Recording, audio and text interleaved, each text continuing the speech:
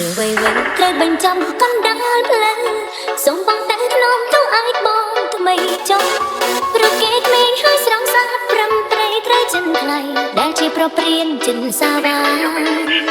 ទឹកនៃអូនកប់ក្នុងអារ៉ាលឺស្នេហាឆេងរកក្នុងដួងចិត្តស្រីបដូរដួងឲ្យភ្លេចសន្យាឲ្យតណ្ហាផ្លាស់ចិនថ្លៃរូបបងនេះជាព្រានវារីត្រង់ចិត្ត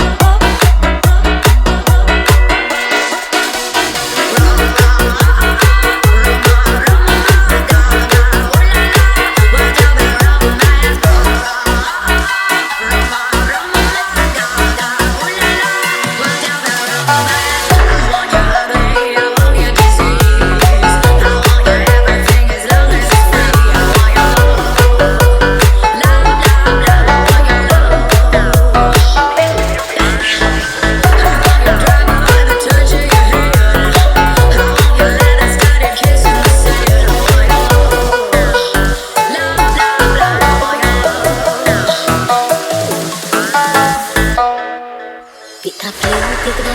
ពីពិតទៅធម្មតាព្រោះធម្មជាតិតតែបានចាំលឿនឆាប់ឆេះរលត់ដែលត្រូវទៅពេលណាលឿនតណ្ហាឆេះមិនរលត់លឿនឆាប់ឆេះក្នុងចិត្តរឿងអានដឹងផ្លាស់ថ្មី